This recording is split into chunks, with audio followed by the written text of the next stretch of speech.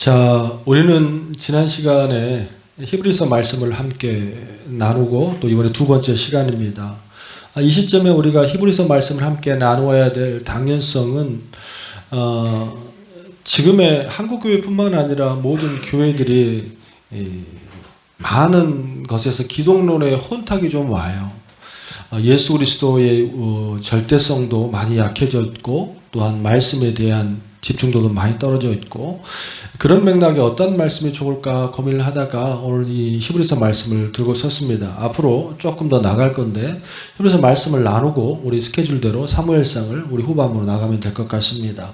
지난주 함께 나누었습니다. 히브리서는 누가 썼다고요? 하나님이 썼죠. 하나님이 썼는데 하나님 썼지만 하나님께서 도구로 사용하신 사람들이 있지 않습니까? 예를 들어서 베드로, 야고보, 바울, 마태, 마가, 누가 다 있는데 히브리서는 작자가 미상입니다. 미상이에요. 그러니까 모른다는 거죠. 사람들 여러 가지 신학자들 말로 야고보가 썼느니 베드로가 썼느니 바울이 썼느니 말을 하지만 그게 그렇게 썩 중요하진 않습니다. 왜? 성경에서 말씀하지 않을 것이면 말하기 싫은 것이니까 우리가 굳이 그거를 추측해서 알 필요는 없습니다. 말씀하시는 것만 알아도 힘든데, 근데 결론은 뭐냐면 왜 썼느냐가 문제인 거죠. 왜 썼느냐? 히브리서 말씀은 초대 그리스도인들에게 주신 말씀인데 초대 그리스도인들 중에서도 디아스포라 유대인 그리스도인입니다. 좀 어렵죠? 어렵지 않습니다. 그러니까 본토 유대인, 그러니까 유대 지역에 사는 유대인이 있겠고 또 그 유대인들 중에서 예수를 믿는 사람이 있어요, 없어요? 있죠, 당연히. 그리고 디아스포라는 뭐냐면 뿌려지다, 흙 뿌려지다 이런 데 스프레이라는 뜻인데 이게 훅 뿌렸어요. 로마의 이 정권에 대한 탄압으로 또 정복으로 유대인들이 많이 끌려갔습니다. 우리도 예전에 보면 우리 이 한국 민족들이 어디죠? 만주에 가 있고 또 멀리 가 있는 사람들 있잖아요. 간도에 가 있고 그런 것이 일본이 강제 징용을 해가지고 뿌려놓은 거예요. 정복과 거기다가 살라고. 왜? 그 땅을 개발하라고. 그런 것처럼 로마가 유대인들을 잡아다가 이제 이렇게 뿌려놨습니다. 그 뿌려놓은 사람들 가운데에 복음이 들어간 걸 디아스포라 유대인들이라고 그러는데, 그 당시 유대인들은 두 종류가 있어요. 하나는 그냥 디아스포라 유대인, 또 디아스포라 유대인 중에 그리스도를 믿는 유대인, 이렇게 나누어집니다. 오늘 본문의 말씀은 디아스포라 유대인들 중에 예수를 믿는 사람들에게 주신 편지 글입니다. 다시 한번 리바이벌 했습니다. 근데 중요한 이걸 왜 썼느냐가 중요한데, 그 다음에 초대 그리스도인들에게는 어마어마한 핍박이 왔어요. 뭔 핍박이 왔냐면, 일단은 예수를 믿는다는 그것으로 말미암아 같은 공동체, 급기야는 아버지, 어머니, 또 아니면은 형제, 자매, 친척에게 배척을 당하고 또 고난을 당하고 이 동족 유대인들에 대한 어마어마한 핍박이 더 왔습니다. 또 하나는 뭐냐면 그 살고 있는 커뮤니티에서의 이 모든 활동을 할 수 없는 고난들이 찾아왔어요. 사람들이 혼돈하는 거예요. 어떤 혼돈이요? 여러분 그런 혼돈하지 않습니까? 구약의 저기 하박국서나 호세아 말씀을 보면 믿는 자들이, 여러분 혹시 예수를 믿고 그런 고민해 본 적 없어요? 예수를 믿고 교회를 다니면 잘 살아야 돼, 못 살아야 돼? 그런 고민을 안 하시나 보죠. 그런 생각 해본 적 없으시나 보죠. 저는 많이 있었습니다. 예수를 믿고 교회를 다니면 이전보다는 더 좋아져야 되는 거 아닌가? 이전보다 더 좋아야 되지 않은가?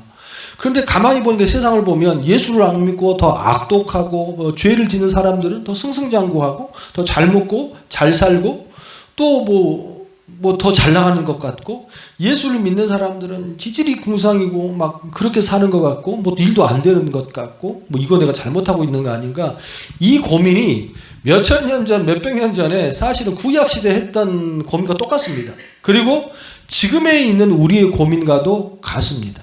그 당시 2000년 전에 히브리서를 썼을 때에 2000년 전에 그 디아스포라 유대인도 똑같은 고민을 했습니다. 뭐냐면, 아니 예수를 믿으면 우리가 구원을 받고 해방을 되고 잘 산 다음에, 그리고 그 예수가 다시 오신 다음에 올라가신 그대로, 근데 예수가 왔어 안 왔어?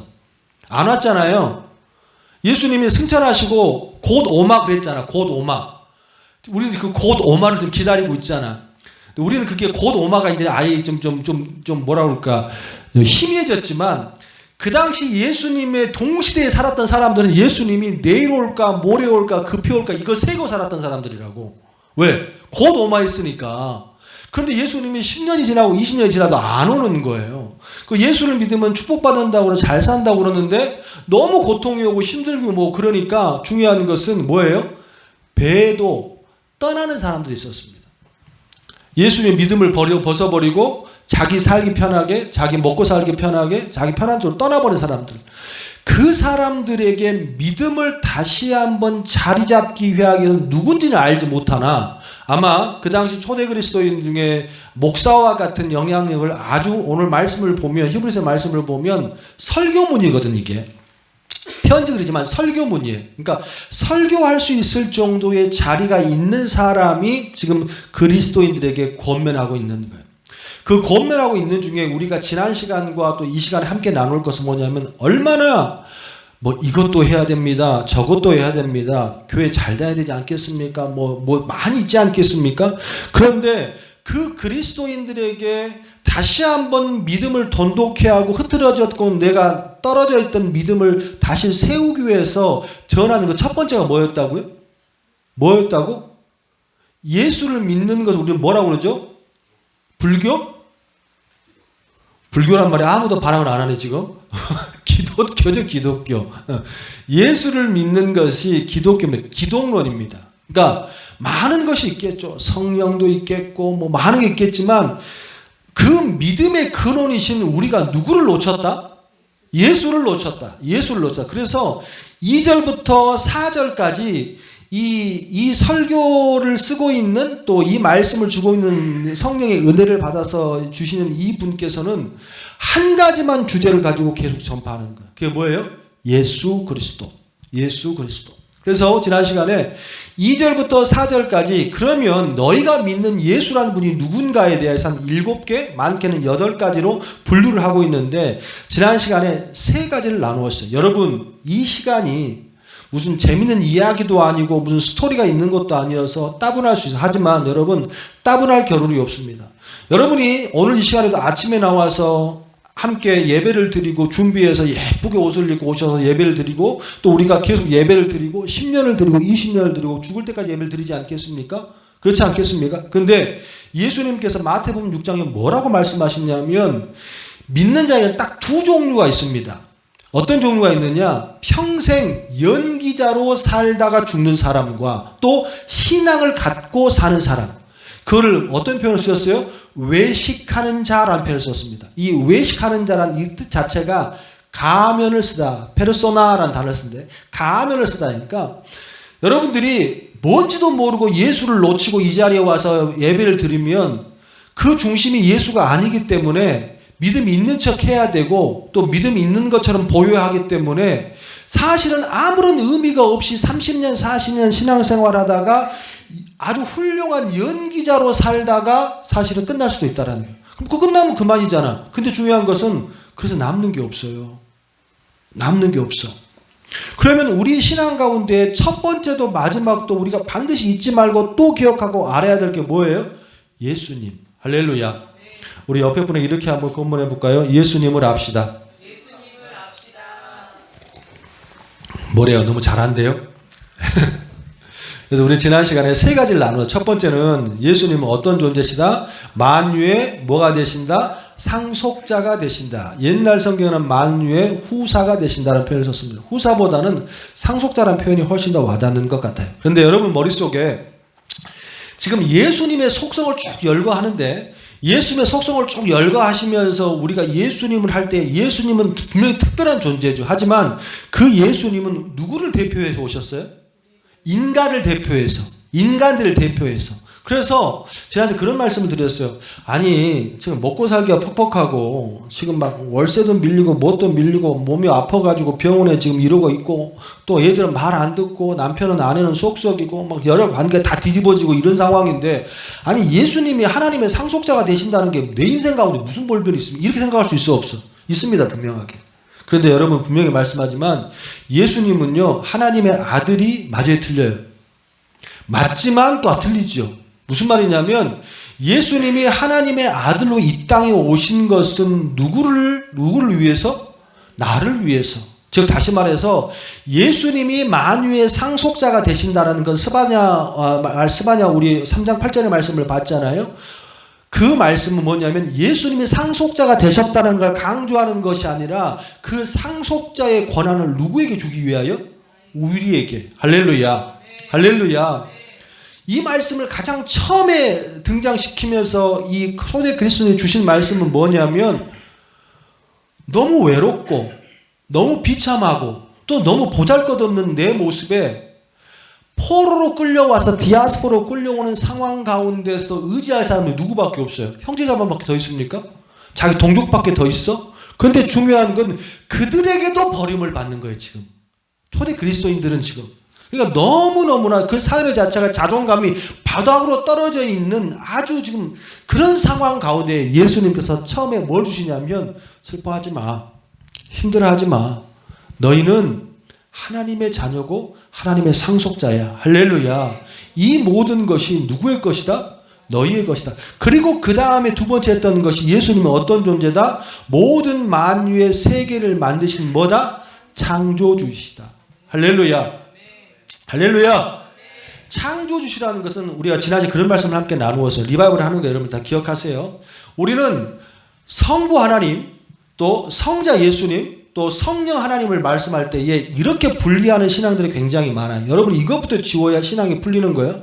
성부 하나님을 뭘 만드시고 천지 세계를 만드시고 성자 예수님의 역할은 뭐고 십자가를 지시고 우리를 대속하시고 성령 하나님의 역할은 뭐고 예수님이 올리음을 당하고 난 다음에 올리시고 난 다음에 우리와 함께 하시면서 영어 성경 NIV나 킹제임스 보면요. 성령 하나님을 우리는 성령 파라클레토스 이렇게 표현하지만 여러분 그 영어 성경에는 성령님을 등장하실 때에 어떨 때는 헬퍼, 어떨 때는 카운셀러, 또 어떨 때는 티처 이렇게 표현됩니다.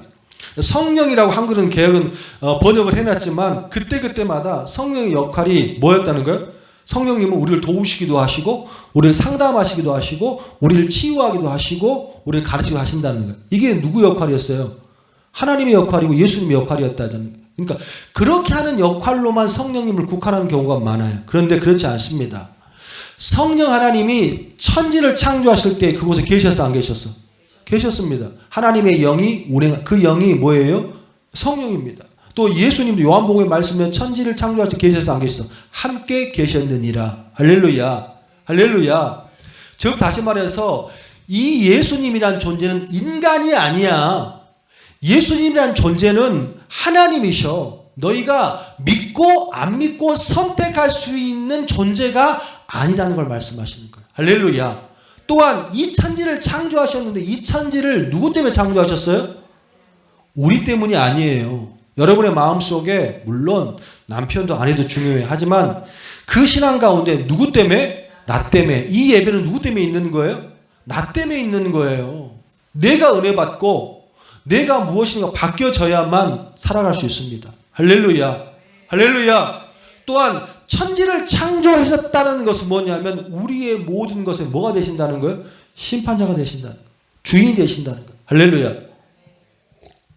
세 번째, 예수님은 지난 시간에 함께 우리 2절 말씀 다시 한번 볼까요? 자, 시작. 이 모든 날 마지막에는 아들을 통하여 우리에게 말씀하셨으니 이 아들은 첫 번째 만유의 뭐가 되셨어요? 상속자로 세우시고 첫 번째, 두 번째 또 그로 말미암아 모든 세계를 지으셨느니라. 모든 것 창조주가 되시고 세 번째 이는 하나님의 영광의 광채시요 그 본체의 형상이시라. 할렐루야.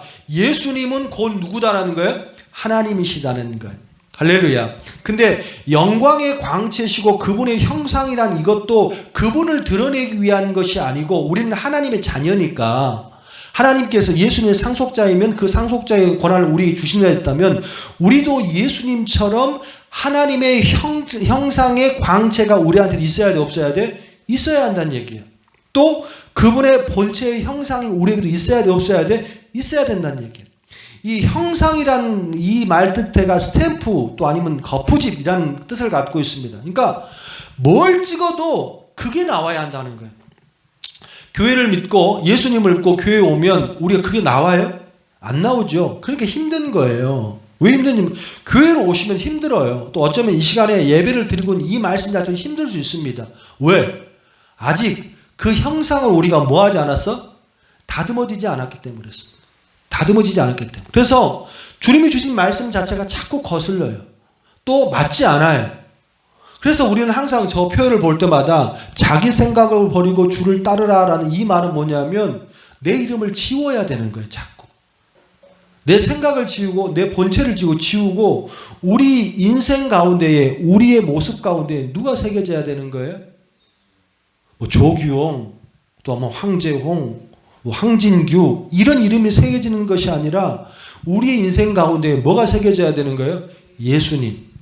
내가 어디를 가든지 예수님이 보여야 돼. 내가 보이면 안 되는 거예요. 예수님이 보이고 또 예수님의 형상이 보여야 할 줄로 믿습니다. 할렐루야. 이 히브리서의 말씀이 골로새서에도 똑같이 기록되어 있습니다. 우리 한번 찾아볼까요? 신약성경 325페이지.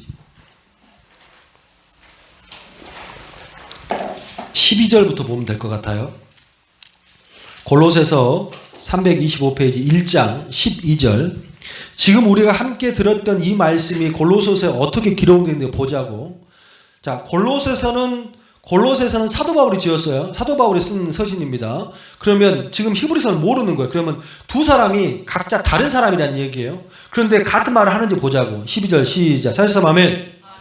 크게 시작. 우리로 하여금 빛은 누구예요? 빛. 예수님.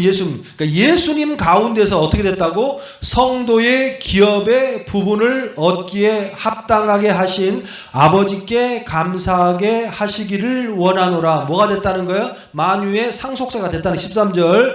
그가 우리를 흑암의 권세에서 건져내사 그의 사랑의 아들의 나라로 옮기셨으니 14절. 그 아들 안에서 우리가 곧 죄사함을 얻었도다. 15절. 그는 보이지 아니하는 뭐고? 하나님의 형상이요 모든 피조물보다 먼저 나으신 이시니. 다 들어있죠. 16절.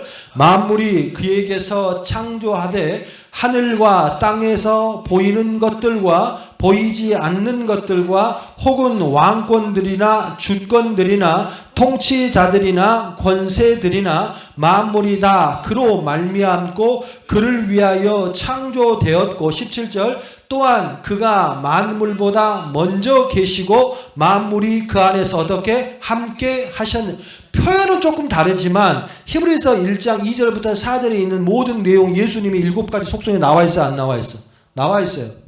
히브리서 골로새서는 사실은 같은 한 사람이 쓴 게 아니고 한 성령께서 다른 인물에게 감동을 주신 말씀인 줄로 믿습니다. 성경 어느 곳을 펴도 이 예수님의 속성은 같다 다르다? 같다. 할렐루야. 그런데 중요한 것은 성경은 그렇게 얘기하고 계심에도 불구하고 우리는 자꾸 자기 뜻대로 믿으려고 그래요. 그게 문제라는 거예요. 자, 오늘 시간에 시간 없어요. 바로 갑시다. 자, 그러면 네 번째. 자, 1장 3절, 우리 3절부터 시작. 이는 하나님의 영광의 광채시요 그 본체 형상이시라. 그리고 그의 능력의 말씀으로 만물을 뭐하시며 붙드시며. 예수님의 네 번째 속성과 예수님의 네 번째 우월성은 뭐냐면 예수님은 다른 것으로 하지 아니하시고 말씀으로 경영하시고 말씀으로 섭리하시고 말씀으로 충고하신 줄로 믿습니다. 할렐루야. 예수님은 다른 것으로 우리들에게 다가오지 않으셔요. 예수님께서는 말씀으로 오시고 말씀대로 죽으시고 말씀대로 살아나시고 말씀대로 역사하는 줄 믿으시면 아멘. 할렐루야.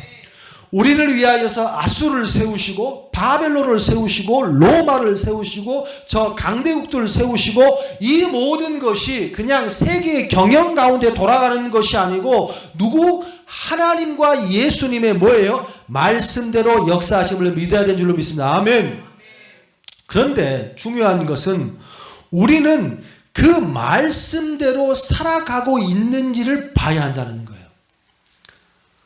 우리는 삶과 죽음도 또 교회를 다니는 것도 신앙생활을 하는 것도 예물을 드리는 것도 봉사를 하는 것도 이 교회에 머무는 것도 이 교회에 나가는 것도 모든 것이 내 생각은 없습니다. 여러분이 오늘 이 자리에 이 교회에 와서 말씀을 듣고 말씀을 나누고 함께 성도로 살아갑니다. 여러분이 선택해서 여러분 발로 왔습니까? 그게 아니죠. 하나님께서 부르셨다는 거예요. 할렐루야. 이게 내 생각입니까? 말씀으로 역사하시고 말씀으로 모든 세계가 끝난다고 믿는다는 것을 믿는 자들은 이것도 믿어야 한다는 얘기. 하나님께서 여러분을 말씀 가운데 부르셨다라는 거예요. 여러분이 이곳 선택해서 이곳이 좋겠다라고 해서 온 게 아니고 그 생각조차도 주님께서 인도하시려 믿으시면 아멘. 나갈 때도 예물을 드릴 때도 헌신을 할 때도 우리가 교회 봉사를 할 때 교회 봉사를 왜 합니까? 예수님께서 3년의 공생애 가운데 3가지 하셨습니다. 첫 번째 뭐 하셨어요? 가르쳤죠. 두 번째 뭐 하셨어요? 고치셨죠. 세 번째 뭐 하셨어요?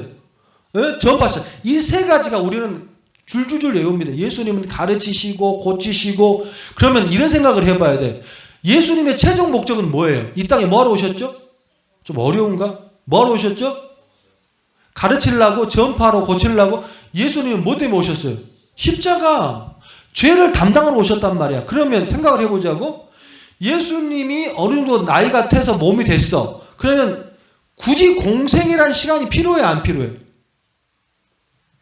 그런 걸 안 생각해 봤네. 공생이라는 시간이 필요하냐고. 3년이라는 시간이 필요하냐고. 필요가 없죠. 예수님의 최종 목은 십자가니까 그냥 십자가 지시면 끝나는 거야. 그런데 예수님은 정말 말도 안 되는 12명의 제자를 뽑아서 그 제자를 또 다랑다랑 데리고 그 한 3년을 그냥 뭐 맨날 사고 맞히는 애들을 데리고 이걸 했다고. 첫 번째 전파하고 가르치고 고쳤단 말이야. 이걸 왜 했느냐? 예수님은 이전까지는 예수님이 십자가를 지시기 전까지는 모든 죄인들이 구원함이 있어요, 없어요? 없죠. 없어. 그런데 십자가를 지시고 난 후에는 이 땅에는 2종류의 사람이 존재합니다. 결론적으로는 하나예요. 자, 봐봐. 우리가 구원을 받았어, 안 받았어? 받았어요. 그러면 저 밖에 있는 사람은 구원을 받았어요, 안 받았어요? 헷갈리죠? 봐봐봐요. 잘 봐. 예수님이 십자가를 지셨어. 예수님이 십자가 지면 모든 인류가 구원을 받았어, 안 받았어? 받았죠? 그런데 그 구원의 효력이 이제 그걸 잘 이해해야 돼. 구원의 효력이 저 밖에 있는 사람도 구원을 받은 거야, 안 받은 거야? 받긴 받은 거지. 근데 그 구원의 효력이 어떤 자에게만 일어나는 거예요? 믿는 자들에게. 하지만 궁극적으로는 십자가를 지셨으면 인간의 모든 죄를 담당하셨기 때문에 저 사람도 모든 죄들을 구원을 받았어, 안 받았어? 받은 거란 얘기예요. 그래요, 안 그래요? 하지만 아직 그들은 예수님이 십자가 지기의 구원을 알아 몰라. 모르기 때문에 구원의 효력이 일어나지 않고 있을 뿐이에요. 어쨌든 간에 십자가를 지심으로 말미암아 온 인류에는 없었던 2부류의 사람이 생겨. 첫 번째는 뭐냐면 구원 받은 자와 구원 아직 받지 못하는 자, 아니 구원을 깨닫지 못하는 자. 자, 그러면 이 2종류의 사람은 이전의 삶과 이후의 삶이 다르다는 거죠. 다르다라는 거예요. 그러니까 구원을 받은 사람은 내가 예전에 먹던 대로 술 먹고 담배 피고 바람 피고 뭐 하고 싶은 거 다 하고 그렇게 살 수 있다, 없다? 없다라는 거지. 왜 없어요? 그때부터 구원 받은 자들에게는 하나의 호칭이 생겨. 뭐예요? 거룩함을 부름을 받은 사람들. 교회의 부름을 에클레시아, 즉 다시 말해서 성도라는 이름의 자녀라는 이름의 부여가 생긴다고. 그러면 성도에 맞는 삶과 성도에 맞는 생활이 있어야 돼, 없어야 돼? 있어야 돼. 근데 그걸 누가 할 수 있냐고. 아무도 해본 적이 없으니까. 예수님은 왜 3년 동안 공생을 하시면서 제자들을 불러서 그렇게 사셨냐면 무슨 삶을 보여준 거예요? 무슨 삶을 보여준 거예요? 예수 그리스도의 삶? 성도의 본을 보여주신 거예요. 너희는 뭐하라? 이렇게 살아라. 할렐루야. 할렐루야. 그런데 이렇게 살아라고 3년 동안 보여준 삶이 예수님 생각, 예수님의 뜻, 예수님의 마음대로 사셨던가요? 오늘이 종료주일이에요. 종료주일. 종료주일이라고. 종료주일 날 예수님 뭘 타고 가셨어요? 나귀를, 새끼 나귀를 타고 가셨어. 새끼 나귀를 타고 가셨는데 우리 간혹 가다가 대통령들이 오잖아. 이렇게 해외 순방하고 오거나 뭐 하고 그러면 뭐 옛날에 지금은 그런 거 아시지만 옛날 공항에 내리면 이렇게 카퍼레이드처럼 이렇게 예수님이 대통령이 차를 타고 가잖아. 그걸 그 왕의 대로 뭐 그래서 경호원도 쫙 쓰고 막 요즘에도 좀 그러잖아요. 무슨 뭐 용산 뭐 이쪽에 막 난리 나잖아요. 지금 길 막히다 어쩐다. 그러면 여러분 예수님이 지금 왕으로 오잖아. 왕으로 오면 그 길이 좁고 뭐 더럽고 험한 길로 가야 되겠습니까? 아니면 예루살렘 대로로 가야 되겠습니까? 1번, 2번. 2번 당연한 거지. 근데 예수님 그렇게 했어요? 모르시죠? 예수님이 나귀를 타시고 호산나 다윗에 하면서 갔던 그 길이 어떤 길인 줄 아십니까? 그 길은요, 첫 번째 성경에 가만히 보면 첫 번째 어디로 가냐면 벳바겟, 겟셋만의 벳바겟, 또 다른 성경 베다니, 요 길로 경유해서 예수님 십자길로 가시거든요. 근데 여러분 이렇게 하면 잘 모르시겠죠. 겟셋마라는 것은 그래서 예수님이 정말로 힘들게 눈물로 고백하신 그 산 언덕입니다. 그리고 벳바게트라는 것은 베트가 집이의 집. 이거 설명할 때가 아닌데 지금. 베트가 집이의 집. 예? 베델. 야곱 베델로 가자 그러는. 베델이 어디예요? 창세기 나와 있는 돌베개를 세워놨던 그 베델이잖아. 베트가 집이에요. 베트가 집. 그리고 엘은 하나님. 그러니까 하나님을 만난 집이란 뜻이에요. 그러면 베트 바겟이라는 건 뭐냐면 베트가 집인데 이 바겟이라는 것은 말 그대로 설익은 덜 익은 무화과 이런 뜻입니다. 덜 익은 무화과. 그러니까 이 말이 좀 합성어인데 이스라엘 땅에 무화과 2번 열려. 2번. 첫 번째 열린 무화과 나무는요 떨어서 먹을 수가 없어. 우리 여러분 떨은 감 먹어봤어요? 좋은 것만 먹어봤지 너희들은? 엄마가 항상 좋은 것만 주니까. 그 떨은 감을 먹으면 먹을 수가 있어 없어요? 이 안에 다 붙어버리잖아. 붙어버리잖아. 그것처럼 덜 익은 무화과 나무는 먹을 수가 없어. 근데 그거를 따줘야 됩니다. 따줘야 다시 맛있는 무화과 나무가 열려요. 이게 농장을 하거든. 그런데 이 덜 익은 무화과 나무를 그냥 따자고 놔둡니다. 누구한테 먹으라고? 무슨 새들이 갑자기. 새들도 먹지. 깜짝 놀랐네. 새들도 먹긴 먹지. 새들 먹는데 빈민들, 거지들, 못 사는 사람들한테 먹으라고 그 무화과를 놔둡니다. 벳바게트가 그런 곳이에요. 무슨 말이냐면 어마어마하게 빈민촌이라는 얘기야. 그곳 자체가. 그리고 베다니는 아시죠? 누가 있었던 곳이요? 마르다, 마리아, 또 나사로가 있던. 베다니가 두 곳 있는데 그 두 곳 한 곳은 거의 나환자들이 살고 있는, 또 다른 베다니도 거지들이 모여서 아주 진짜 어려운 사람들이 모여 있는. 예수님이 그 길을 통해서 십자가를 가세요. 네. 왜 그렇게 가셔야 돼요? 왜 그렇게 가셔야 돼? 그리고 왕으로 들어가셔야, 호산나 다윗의 왕으로 들어가요. 그러면 여러분 나귀 본 적 있어요? 나귀 어디서 봤어요? 동물원에서. 나귀가 굉장히 크지 않습니다. 작아요. 내가 180 좀 넘거든요. 예수님 키가 얼마인지 모르겠어요. 성인이잖아. 어쨌든 뭐 크지 않았겠습니까? 그 새끼 나귀 생각을 해봐봐요. 내가 새끼 나귀를 타고 지금 이렇게 가고 있는 거야. 그 모양이 얼마나 웃길 것 같아요? 발은 땅에 닿지 않았을까? 거의 내가 우리 애들 타는 그 쪼랑말 있잖아요. 장난감 말. 그런 거 타는 것처럼 이렇게 가는 모습이지 않았을까요? 아니, 왕으로 오시고 구세주로 오신 분이 이렇게 해야 됩니까? 예수님께서 공생의 3년 동안 가장 많이 하신 말이 뭔지 아십니까?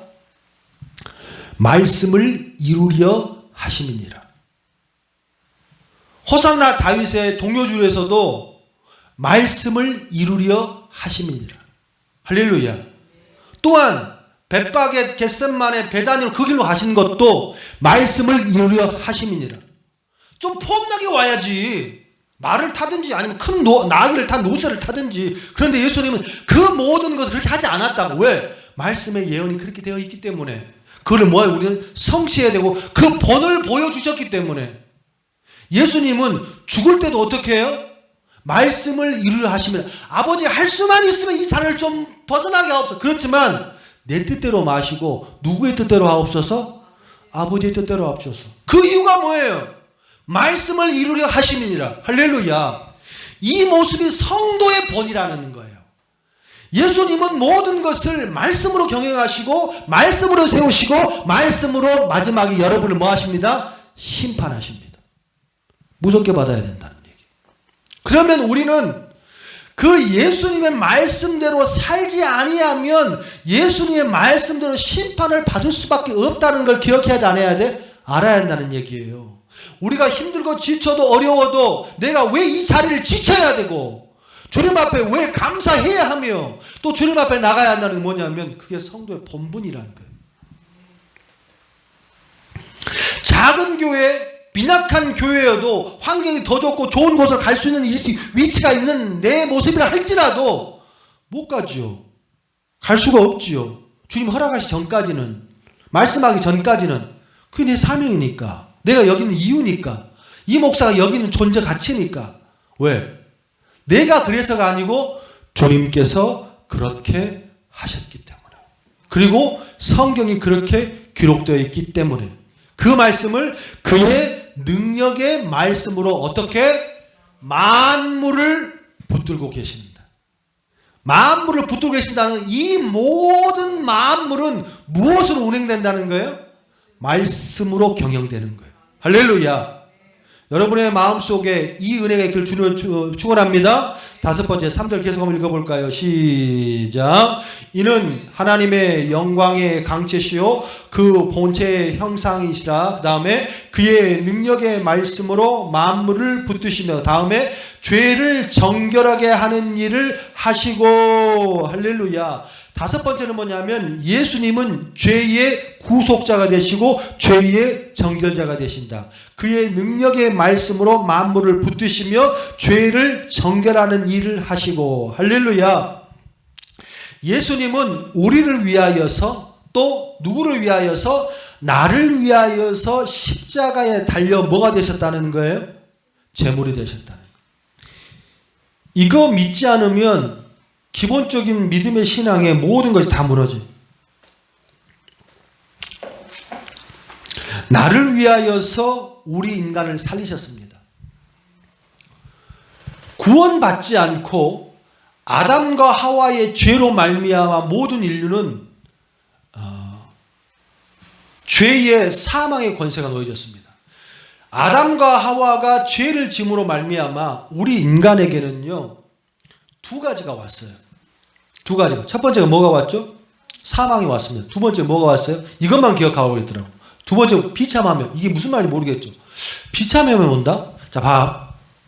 에베소 2장의 말씀에 예수를 믿지 않는 자들은 그 사람이 대통령이 되든 전 세계 패권을 갖고 있든 전 세계 모든 돈을 갖고 있든 그 모든 사람은 진노의 자시고 비참하다 그러거든. 무슨 말이냐면, 여러분 저는 참 임종을 참 많이 봅니다. 장례도 많이 치르고, 저희 아버지 장도 제가 치렀는데, 여러분 뭐 아직 젊은 친구들, 어린 친구들은 그 시신을 가까이 볼 일이 없을 거예요. 그리고 이제 요즘에는 너무 좋아져서 옛날 목사님은 염도 다 있어요. 다 시신을 닦고 염도하고, 다 염이 뭔지 모르시죠? 젊은 친구들은 막 이렇게 시신을 다 만지고 해야 되는 염까지 다 있어. 그런데 그러니까 수의를 있잖아요. 수의. 뭐 올해가 뭐 윤달이라고, 그쵸? 윤달에 뭐 하면 좋다고? 오래 사시려면 올해 윤달에 수의하십시오. 뭐 그렇게 이제 수의를 입으시잖아요. 그러면 한 가지 특징이 있습니다. 어린애가 죽든 또 아니면 뭐 어른이 죽든 또 노인이 죽든 모든 사람이 똑같은 옷을 입고 갑니다. 그런데 이 모든 똑같은 옷에 하나가 없어요. 뭐가 줄 아십니까? 주머니가 없습니다. 모든 옷에는 주머니 없는 옷은 없습니다. 인간이 살아있는 사람이 입는 옷은, 여러분 봐봐요. 난 주머니 없는 옷 입고 있어. 나 원피스 주머니 있잖아. 에? 주머니 없는 옷은 없습니다. 왜? 담아야 되기 때문에. 우리 인생은 담아야 되는 거예요. 그래야 살 수 있는 거예요. 그런데 사람들이 입고 가는 옷에는 주머니가 없습니다. 왜 그래? 의미가 없어요. 의미가 없다고. 담을 수 없어요. 담아가지도 못해요. 담아서 뭐 하겠습니까? 예? 아무런 의미가 없다라는 거예요. 내가 전 세계 패권을 갖고 있는 권력을 갖고 있고 전 세계에 있는 뭐 만수로 뭐 어마어마한 돈을 갖고 있어도 모든 사람의 마지막은 다 뭐예요? 비참해. 그 인생의 끝이 비참하다고. 아무리 갖고 있고 아무리 해서 그걸 내가 더 이상 가질 수 없고 누릴 수 없다는, 우리는 그걸 비참한 허무. 하지만 예수 그리스도께서 우리의 십자가를 대신하심으로 말미암아 우리의 이 사망과 비참함이 깨졌어 안 깨졌어? 깨진 줄 믿으시면 아멘. 할렐루야. 그래서 뭐가 되신다는 거예요? 막혔던 담이 허물어졌어. 할렐루야. 막혔던 담이 허물어지고 이제는 누구와 하나님과 나와의 관계가 어떻게 됐습니까? 회복이 됐습니다. 할렐루야. 할렐루야. 그래서 사단들은 끊임없이 예수님이 이 십자가를 지시는 것을 방해하고 또 방해하고 또 방해하려고 그랬잖아요. 마가복음 3장 11절 봐볼까요? 찾아봅시다. 한 번만. 마가복음 3장 11절.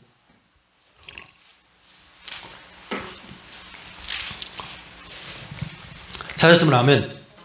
같이 읽습니다. 시작. 더러운 귀신도 어느 때든지 예수를 보면 그 앞에 엎드려 부르짖어 이르되. 자, 봐봐요. 신기하죠. 귀신이 예수님 앞에 엎드립니다. 그리고 부르짖어요. 그럼 뭐라고 봅시다. 시작. 당신은 하나님의 아들이니다 하니. 자, 마가복음 3장에서는요, 이 귀신들이, 그러니까 사람들이 예수님을 못 알아봐요. 메시아인지를. 그런데 귀신은 알아봐, 못 알아봐? 당연히 알아보죠. 그런데 이들이 예수를 부르짖습니다. 여러분, 부르짖도 두 종류의 부르짖음이 있어. 하나는 진실한 부르짖음, 하나는 거짓된 부르짖음. 지금 얘네들이 예수님을 부르짖잖아요. 그럼 뭐하라고 부르짖을까요? 사탄인데 죄송하지만 나도 좀 구해주면 안 돼? 이렇게 부르짖을까요? 아니에요. 마태복음 4장에 보면 예수님이 세 가지 시험을 당해. 그래요, 안 그래요? 세 가지 시험이 뭐 돌을 떡으로 만들어 먹어라, 높이로 올라가면 절을 해라, 또 아니면 여러 가지 뛰어내라 말하지만 이 세 가지의 시험의 공통적인 핵심이 있죠. 뭡니까? 네의 능력을 발휘해. 네 능력을 발휘해. 예수님이 뛰어내려도 살아요, 안 살아요? 살아요. 모르지. 뛰어내리면 뭐 어떻게 살아요. 또 예수님은 돌을 떡으로 만들어 먹을 수 있어, 없어? 있어. 그래요, 안 그래요? 근데 예수님은 이건 시험이라고 생각하거든. 아니, 할 수 없어야 시험이지. 할 수 있는 사람이 이게 시험입니까? 시험이 아니에요. 여러분, 잘 기억하셔야 돼. 예수님에게 가장 큰 도전이고 가장 큰 시험이고 악한 사단은 예수님 십자가에 올라가 죽은 순간까지 예수님을 또 괴롭히고 뭐냐면 뭐 지지 마라. 십자가를 지지 마라. 십자가를 지지 마라. 왜? 그래야 그들이 사니까. 십자가를 지지 마라. 왜 십자가를 지지 마냐면 예수님의 역할은 이거예요. 인간들을 구원할 목적인데 그러기 위해서는 이 정체가 이 땅에서는 뭘로 죽어야 되는 거예요? 예수님의 아들로 죽어야 돼? 신으로 죽어야 돼? 아니면 인간으로 죽어야 돼? 인간으로 죽어야 되는 거예요.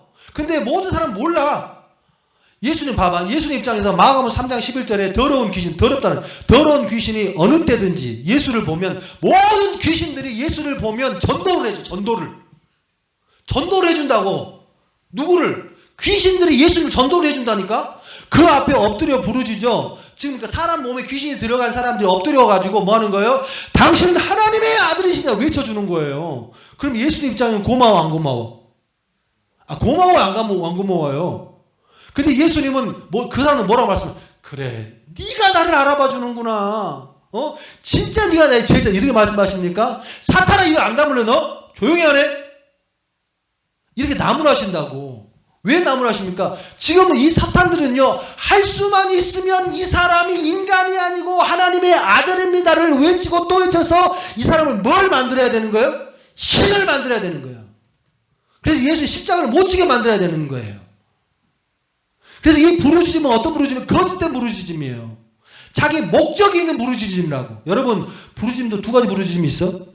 하나는 거짓된 부르짖음, 자기 목적이 있는 부르짖음. 기도 열심히 하는 거, 그 부르짖음 정말 주님을 위해 부르짖음 돌아봐야 된다. 예? 예수님은 이들의 모습을 절대 이렇게 하지 못하게 하셨습니다. 그 이유는 뭐예요? 여러분을 위해서. 여러분 십자가를, 그 십자가의 지심으로 말하면 여러분 죄를 담당하기 위하여서. 그래서 한 가지, 십자가를 지신 그 이유는 뭐 때문에 그러죠?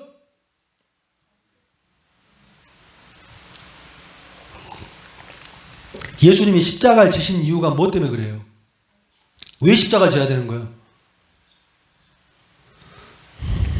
이렇게 물어보면 또 얼굴들 회피하시고 깨어졌던 관계를 회복하시기 위해. 할렐루야. 십자가가 중요한 게 아니고 십자가로 말미암아 죄를 담당하게 하시고 깨어졌던 하나님의 관계를 뭐하게 하시기 위해서? 회복하시기 위하여서. 그 상태를 우리는 정결이라고 합니다. 가다로운. 여러분, 우리는 비참할 수밖에 없어요. 죽을 수밖에 없어요. 그 이유가 내가 이 땅에서 아무리 잘 살고 또 아무리 많은 걸 누려도 우린 누구하고 떨어져 있어? 하나님과의 관계가 끊어져 버렸기 때문에. 그 관계를 예수님이 십자가 지심으로 모든 죄를 담당함으로 말미암아 뭐 하는 거예요? 회복시켜줬다는 거예요. 이쯤 되면 좀 생각이 있고 신앙에 고민을 해본 사람이라면 좀 이런 생각이 들 때가 있어. 뭐냐면, 아니 분명히 십자가상에서 예수님께서 우리의 죄를 모두 담당하셨다고 했잖아요. 그런데 나는 왜 이 모양이냐고. 나는 왜 이 모양이냐고. 자, 죄 안 지어요? 죄 안 지었어요? 김선생 죄 안 지었어요? 이번 주 안 지었대, 죄를. 죄 지어요? 한강선생 죄 안 지어요? 한강선생 죄 안 지어요? 죄 져요? 죄 져요. 죄 져요. 하집사님 죄 안 져요? 죄 안 져요? 한 분은 안 준다고 그래야지. 나도. 우리가 그렇게 자신 얘기할 수가 없잖아. 왜 그러냐면, 내가 죄를 안 짓는다고 생각하지만, 내가 인지도 못하면서 죄를 짓는 경우도 있어, 없어? 있어요. 여러분 생각을 해봐. 어렸을 때에 나는 뭐가 막 맞다고 엄마한테 대들고 막 그럴 때 기억납니까? 안 납니까? 근데 시간이 지나면, 내가 어리석었구나, 미숙했구나. 철들면 알 때가 있어요, 없어요? 신앙도 그래요, 여러분들. 나는 분명히, 제발, 어떤 성도가 왔어. 교회 이제 나온 지 얼마 안 됐어. 근데 이 사람이 환하게 소주를 좋아하신다. 소주를. 돼지 껍데기에, 또 이게 뭐 삼겹살에, 또, 선지해준 거기 소주 탁 한 잔 먹는 게 인생의 낙이야. 일 끝나고, 삼겹살 좀 돼지 껍데기 딱 소주 한 잔 탁, 곱창, 탁, 한 잔 먹는 게 진짜 낙이야. 근데 자꾸 목사님이 술 먹지 말래. 그 사람 입장에서는 그게 죄라고 생각할까 안 할까? 마음에 찔림이 있는 자들은 회개할지어다. 죄라고 생각을 할까 안 할까? 싫지. 꼭 그러면 그런 분들이 그런 설교하면 오십니다. 문자 보내고 전화하고, 목사님 술 먹으면 천국 못 가는 겁니까? 이 말투에 이미 한번 싸워보겠다는 말투로 오세요. 저는 물어보고 싶은 게 아니라, 목사님 술 먹으면 천국 못 가는 겁니까? 이렇게 물어봐. 근데 그런 분들이 시간이 좀 지나 1년, 2년, 3년, 4년 뭐 집사 되고 그러면 술 먹어요, 안 먹어요? 먹지. 먹지 뭘 안 먹어. 거짓말 치면 안 된다고 그랬잖아. 먹기는. 통닭에 딱 맥주 한 캔 딱 너무 좋잖아. 안 넘어가네. 집에 막 일 다 끝나는 그냥 통닭 한 마리 시켜놓고 탁 맥주 하는 어제도 먹었나?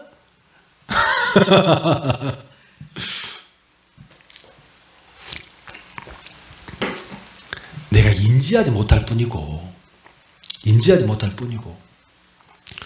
죄가 되고 죄가 되지 않은 것은 여러분의 인지와 여러분의 가치관과 여러분의 생각의 척도에는 아무런 이 지표가 되지 않습니다.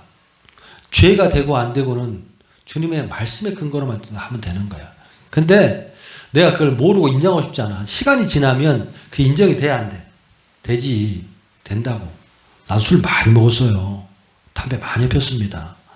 여러분하고 나하고 젊을 때 만났으면 지금 이걸 보고 있는 후배들, 또 독일에 있는, 또 이태리에 있는 애들, 또 뭐 외국에 있는 애들, 지금도 목사님, 아니 형님 막 이렇게 전화 오는 애들이 있어요, 저한테. 한 번도 걔들 내가 접은 적이 없습니다. 그때 내가 그럼 그게 틀렸다고 생각했을까요? 무엇인가 말씀에 대한 은혜를 알고 깨닫는 거예요. 어쨌든 십자가에 지심을 하고 우리의 죄가 끝났어. 그런데 우리 삶은 여전히 죄가 있어 없어? 있어. 여러분 잘 들어보셔요. 정결이란 이 카다온이라는 것은요 행위의 문제가 아니야. 정결은 행위의 문제가 아니라고. 무슨 말이냐? 좀 어려울 수 있어 젊은 친구들한테는. 하지만 여러분의 신앙 가운데에 이 말씀 꼭 알아야 돼. 이 정결이라는 원뜻의 의미는 뭐냐면 피투성해야 돼도 그 발 아래 있다라는 뜻이거든.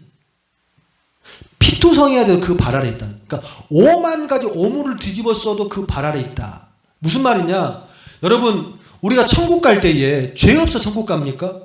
삶 가운데에 죄가 하나도 안 지고 다 회개해서 천국 가는 거예요? 그래서 천국 가는 거 아니에요. 죽는 순간까지 우리가 한 가지 붙잡고 또 붙잡아야 될 게 뭔지 아십니까? 정결함, 깨끗함. 어느 누구가, 어느 인간이 얼마나 득도해서 말씀을 그렇게 다 믿어서 그래서 천국 가는 사람이 어디 있습니까? 내가 너무 추해, 너무 더러워. 예수님 옆에 있는 강도가 죽을 사람이 당연한 거지. 죽을만 하니까 지금 십자가에 달려있는 거잖아. 그런데 그 사람이 구원을 받아 안 받아? 받았잖아. 그게 정결이야. 그게 정결. 내 모습이 아무리 더럽고 아무리 추워하고 내가 뭐 강간을 하고 살인을 하고 모든 걸 죄 지었음에도 불구하고도 그 순간에 내가 도무지 천국을 알 수 없고 내가 주님 앞에 갈 수 없다는 그 더러운 인간임에도 불구하고 내가 어떤 술을 만땅을 먹었음에도 불구하고도 사탄 나에게 두 가지 얘기를 해주거든.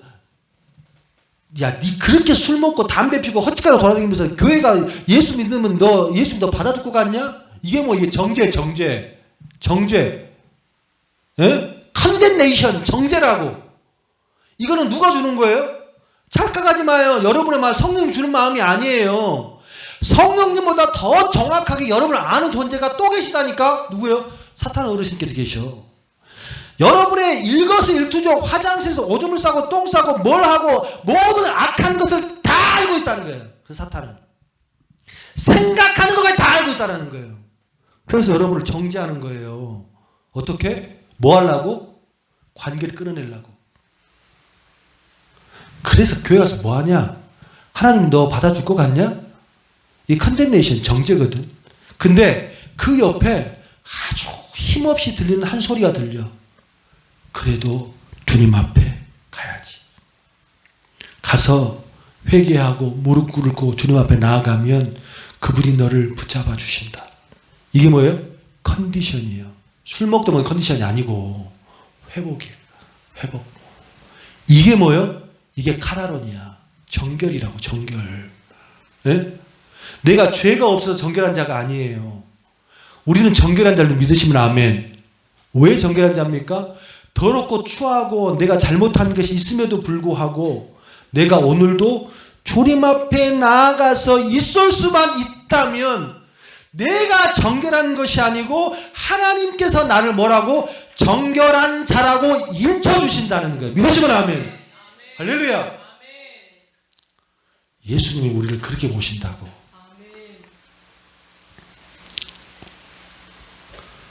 실수한 사람 두 사람 있었어. 한 사람은 베드로, 한 사람은 가룟 유다. 베드로는 예수님을 저주했습니다. 가룟 유다는 예수님을 팔았습니다. 하지만 가룟 유다는 철저하게 그 죄값을 받았습니다. 내가 어떻게 예수님 제자가 될 수 있어? 예수를 팔았는데, 메시아를 팔았는데, 그래서 뭐합니까? 죽어버립니다. 그 죄값 받았어요? 안 받았어요? 받았죠. 그럼 잘한 겁니까? 아닙니다. 그럼에도 불구하고 이 가룟 유다가 해야 될 건 뭐냐면 그 주님을 따랐어야 되는 겁니다. 더럽고 추하고 면목이 없고 할 말이 없어도 여러분 신앙이라는 게 그런 거예요. 에? 실수하는 사람은 여러분들이 자꾸 목사님을 실수한다고 정죄하는데 나도 인간이야. 저기 목사 다 인간이야. 그럼에도 불구하고 여러분 똑같거든. 여러분이 실수하고 죄지는 그 상황 가운데서도 여러분들이 자꾸만 나의 죄에 집중하는 것도 중요하지만 그 죄를 가지고 내 스스로 판단하고 내 스스로 결정 내리지 말고 그걸 누구한테 갖고 가야 돼? 하나님. 할렐루야.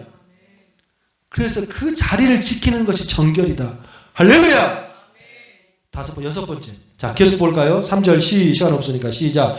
이는 하나님 크게 하시는 시작. 이는 하나님의 영광의 광채시요 그 본체의 형상이시라. 그의 능력의 말씀으로 만물을 붙드시며 죄를 정결하게 하는 일을 하시고 높은 곳에 계신 지극히 크신 이의 어디에 앉아 있어?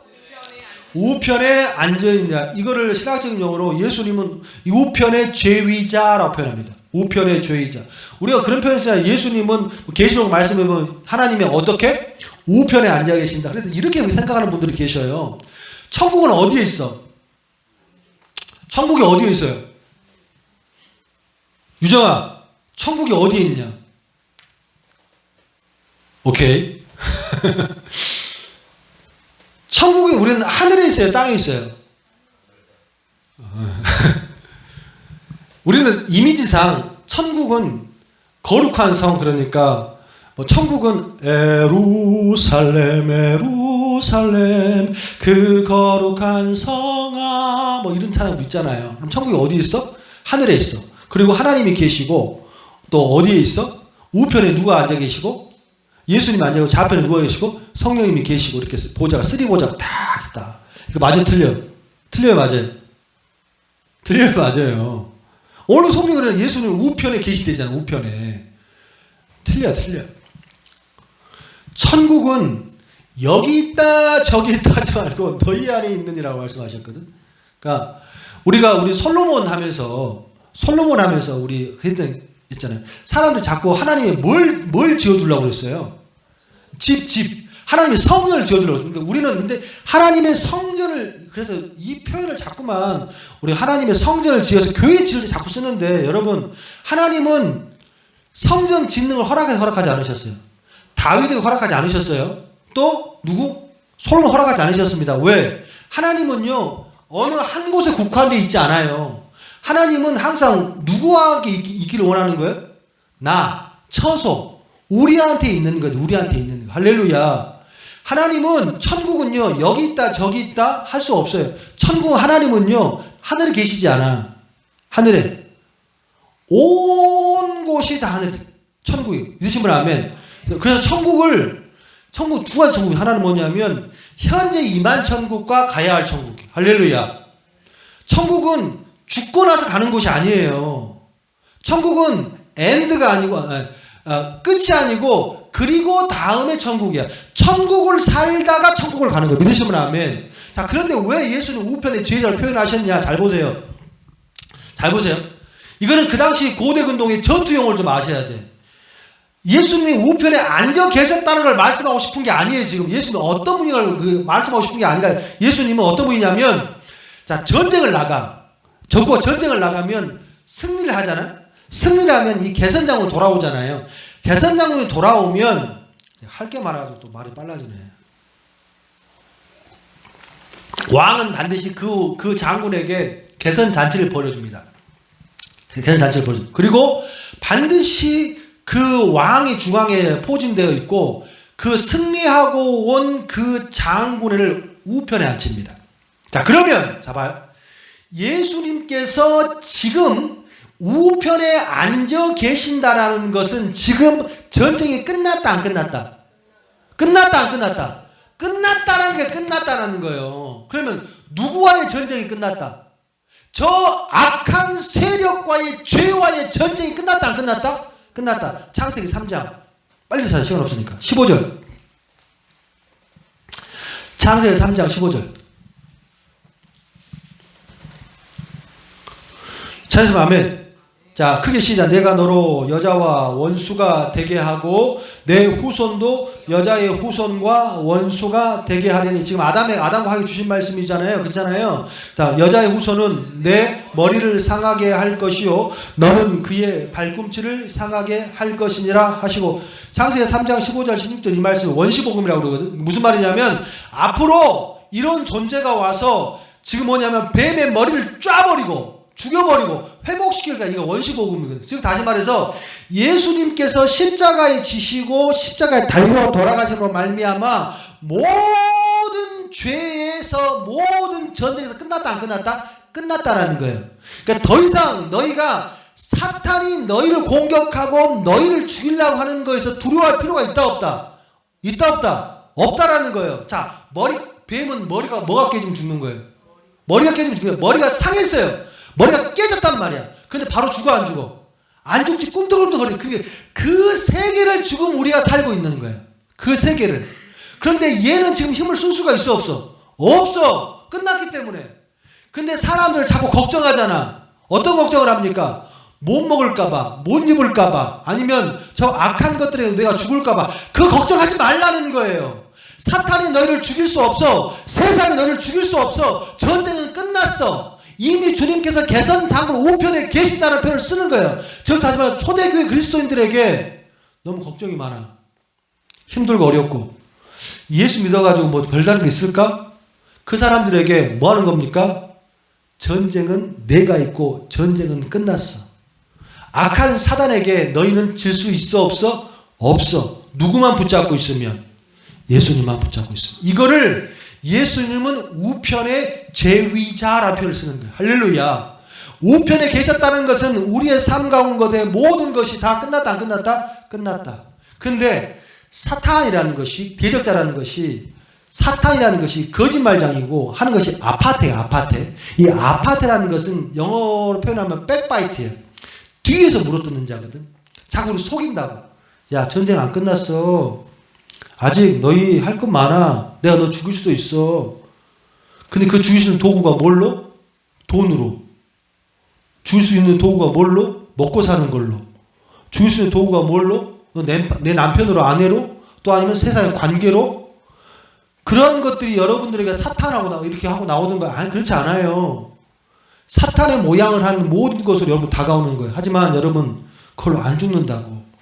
무서워하지 마. 힘들어하지 마. 이 말씀을 우리에게 주시는 줄로 믿습니다. 아멘. 할렐루야. 이게 예수님의 6가지 속성. 할렐루야. 이거를 여러분의 말씀 묵상하면서 애우고 이로 듣지 말고 이제는 마음에 새겨야 한다고. 최종 마지막 결론 4절 같이 읽습니다. 시작. 그가 훨씬 뛰어남은 그들보다 더욱 아름다운 이름을 기업으로 얻으심이니. 할렐루야. 반주 주세요. 반주. 최종적으로 예수님이 이런 속성을 갖고 있지만 우리 예수님께서 궁극적으로 우리에게 주시고 예수님의 하나님의 아들이라는 표현을 쓸 수밖에 없는 그 이유는 그 표현을 우리에게 주시기 위함이거든. 예수님이 뭐 죄의 속성이고 뭐고 많은 속성을 갖고 있어. 하지만 우리 예수님이 궁극적으로 이 말씀 하나를 들으려고 이 말씀을 얻기 위해서 이 말씀을 주시기 위해서 우리가 한 건데 그게 뭐예요? 자녀. 할렐루야. 할렐루야.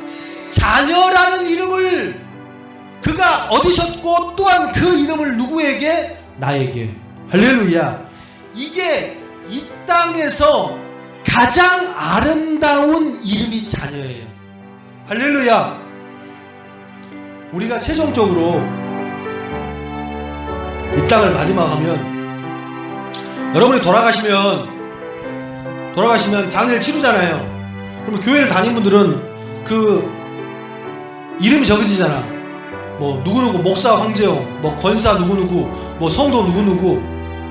그런데 진짜로 천국 갈 때는요 목사로 가는 거 아니에요. 아셨습니까? 안수집사로 가는 거 아니에요. 에? 뭐로 가는 거예요? 자녀로 가는 거예요. 자녀로. 내가 죽는 그 순간까지 뭐라고? 피수성이가 돼도 얼굴이 아무리 묻어도 누구 발 아래 있으라고? 주님 발 아래. 이걸 뭐라고? 정결, 카다론이라니까. 내가 목사로서 사는 게 아니고 목사 자녀로서 목사가 되는 거예요. 할렐루야. 권사 자녀로서 권사로 사는 거. 할렐루야. 이 자녀 잃어버리면서 권사할 수 있어 없어? 없는 거예요. 근데 우리는 그게 돼 안 돼? 돼. 하나님의 자녀가 아니면서 불구하고 목사할 수 있어 없어? 할 수 있어요 없어요? 말해봐. 있잖아. 지금 그렇게 되고 있잖아 세상이. 성도라고 말하는데 자녀 아닐 수 있어 없어? 있어. 직함이 중요한 게 아니에요. 안수집사면 어떻고 권사면 어떻고 집사면 어떻습니까? 이래저래 힘들고 어려우면 떠나고 또 자기가 못 내놓고 떠나고. 중요한 것은 목사로서 하나님 앞에 인정받는 것이 아니고 저 사람은 하나님의 자녀로서 인정받는 줄 믿습니다. 할렐루야. 자녀로서 목사, 자녀로서 권사, 자녀로서 집사, 자녀로서 장로. 이게 우리에게 주시는 가장 아름다운 일입니다.